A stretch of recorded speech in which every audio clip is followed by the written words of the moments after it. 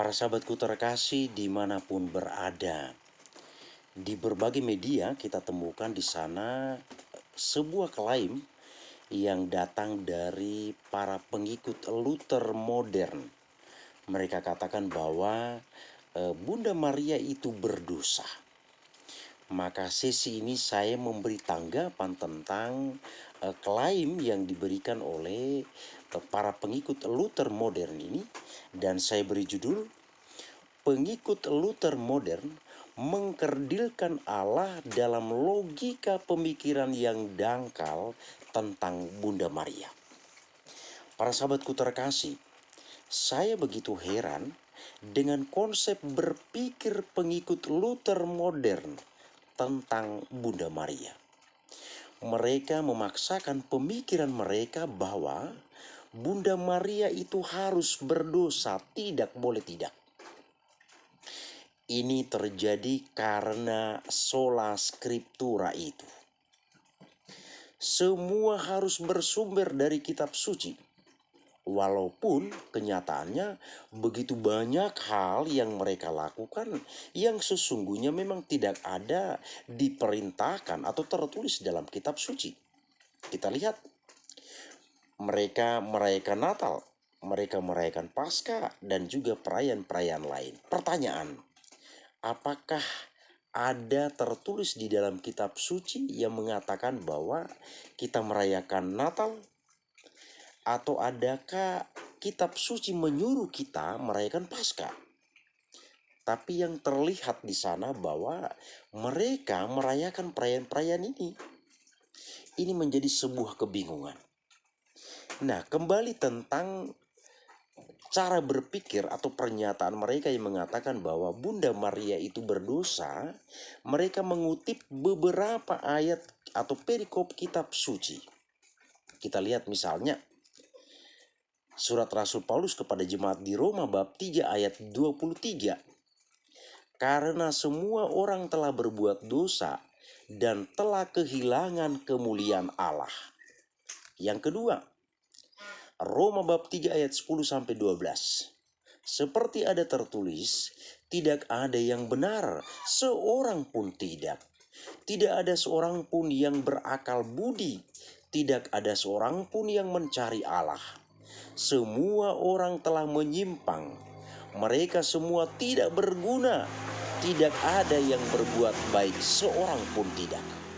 Kemudian dalam kitab Pengkhotbah bab 7 ayat 20, sesungguhnya di bumi tidak ada orang yang saleh, yang berbuat baik dan tidak pernah berbuat dosa. Kemudian Roma bab 5 ayat 12, sebab itu sama seperti dosa telah masuk ke dalam dunia oleh satu orang, dan oleh dosa itu juga maut, demikian maut itu telah menjalar kepada semua orang karena semua orang telah berbuat dosa. Dan sekian perikop kitab suci yang lain lagi yang sering dipakai oleh para pengikut Luther modern untuk mempertegas keyakinan mereka bahwa Bunda Maria itu berdosa. Jadi mereka selalu menggunakan ayat-ayat kitab suci tanpa mau tahu mengapa ayat itu muncul dan apa pesan kitab suci dari ayat yang berikutnya. Asal ada tertulis di dalam kitab suci tentang ini dan itu, semua mereka terima secara bulat. Dan mereka mengatakan bahwa Bunda Maria itu berdosa. Baik, para sahabatku terkasih dimanapun berada, dari kutipan ayat-ayat kitab suci ini, mereka kemudian mengatakan bahwa Bunda Maria itu berdosa karena dia juga manusia sama seperti kita. Maka saya mau menanggapinya begini. Pertama, konsep berpikir Protestantisme modern ini adalah sebuah cara berpikir yang mengeneralisasikan sesuatu tanpa sebuah penemuan dan sebuah analogi berpikir yang jelas. Konsep berpikir mereka ini sejalan dengan sebuah konsep berpikir yang rancu berikut. Hujan, maka jalan basah. Kalau kita ketahui bersama, kalau hujan tentu, apalagi hujan itu kena ke jalan, berarti jalan itu basah. Hujan maka jalan basah. Nah, kalau jalan basah, apa kesimpulan kita? Hujan maka jalan basah. Sekarang, kalau jalan basah, apa kesimpulan kita? Mereka pasti menjawab karena hujan. Padahal belum tentu. Bisa saja ada mobil air yang lewat, bocor tangkinya, dan keluarlah air mengenai jalan atau membasahi jalan. Atau dengan cara-cara yang lain bisa membuat jalan itu basah. Bukan hanya karena hujan. Tapi mengikuti logika pemikiran, analogi berpikir mereka ini, kita bisa membuat pernyataan demikian untuk mereka. Kedua, jika Maria sama dengan kita, mengapa Allah yang maha tinggi itu memakainya sebagai sarana luar biasanya? Jika Maria itu sama saja dengan kita, Allah yang begitu luar biasa, begitu dahsyat itu, masa gunakan Maria yang sama dengan kita tidak ada bedanya untuk menjadi alat yang luar biasa? Rahimnya dijadikan sebagai tempat kudus untuk mengandung putra tunggalnya. Kalau kita berpikir dengan nalar yang sehat ya, logika berpikir yang sehat dan waras, Allah yang begitu luar biasa menggunakan Maria untuk menjadi sarana yang luar biasa demi kehadiran putranya ke dunia. Kalau Maria itu sama dengan kita. Yang ketiga, Allah itu kudus. Allah bertolak belakang dengan dosa dan kejahatan. Maka jika Maria itu berdosa, pantaskah Allah yang kudus itu berada dalam rahim seorang pendosa? Pantaskah itu? Bahkan kemanusiaan Yesus itu berasal dari darah dan daging Maria. Tanpa kita sadari, kemanusiaan Yesus itu, tubuh Yesus itu, tubuh yang diturunkan oleh Bunda Maria. Jadi tubuh dan darah yang ada dalam diri Yesus itu adalah turunan dari Bunda Maria. Berarti di sini Yesus juga berdosa dong. Karena Maria itu berdosa. Tubuh dan darah yang dibawa oleh Yesus yang tampak di muka bumi ini adalah tubuh dan darahnya Maria. Kalau Maria berdosa, Yesus juga terkontaminasi dengan dosa Maria. Padahal kita mengatakan bahwa Yesus itu adalah Allah yang tidak mengenal dosa. Lihat logika pemikiran yang kacau ini. Ini yang kita temukan dalam Protestantisme modern, para pengikut Luther modern. Maka kesimpulannya demikian. Jika Allah yang benar itu beserta seluruh rencana agungnya dipaksakan menurut jalan pemikiran kita yang sempit dan terbatas, maka Allah itu bukan misteri lagi.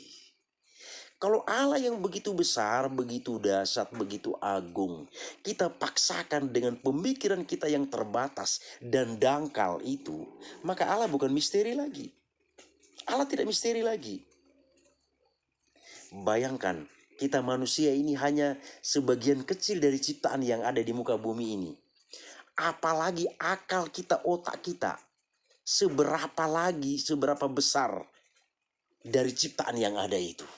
Lalu kita memaksakan diri kita dengan logika pemikiran kita untuk memahami Allah itu secara tuntas. Jika Allah bisa dipikirkan demikian, berarti Allah di sini bukan misteri lagi.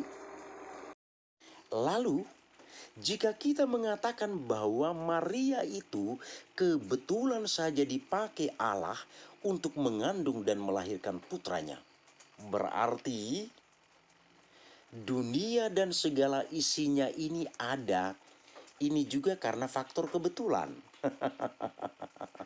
Kalau kebetulan saja Maria dipakai sebagai alatnya, sayang sekali berarti Allah di sini tidak punya rencana apa-apa. Padahalnya dalam kisah kitab suci kita temukan bahwa Allah mencipta itu semua serba teratur. Hari pertama apa yang dilakukan, hari kedua apa yang dilakukan, hari ketiga, dan seterusnya. Allah berada dalam rencana agung. Kalau kita berpikir seperti ini, Maria itu kebetulan saja. Berarti segala sesuatu yang ada di muka bumi ini pun ya faktor kebetulan. Inilah logika pemikiran mereka. Kita sering mendengar dari mereka bahwa Allah dapat memilih siapa saja untuk mengandung dan melahirkan putranya. Bro, jangan ngawur. Manusia saja dalam memilih pasangan hidupnya menggunakan kriteria atau syarat tertentu. Manusia, seorang pria memilih seorang wanita untuk menjadi pasangan hidupnya. Bukan asal ada wanita di situ dan itu diambil menjadi pasangan hidupnya. Punya kriteria. Seorang wanita juga punya kriteria. Itu manusia. Bagaimana ini kita perhadapkan dengan Allah yang luar biasa? Masa Allah tidak punya rencana, tidak punya sebuah konsep? Ini sesuatu yang aneh dan tidak masuk akal. Nah, dari jalan pemikiran mereka ini, kita melihat bahwa Allah itu bukan pencipta. Tetapi sebagai ciptaan yang sama dengan kita, yang dapat diputarbalikan menurut jalan pemikiran kita.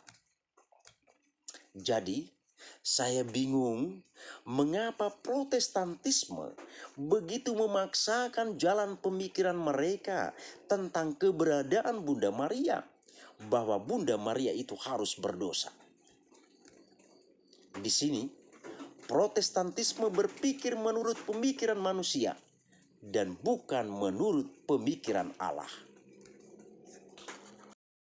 Dan karena pemikiran manusia yang mendominasi, maka tentu iblis pun akan bermain di dalamnya.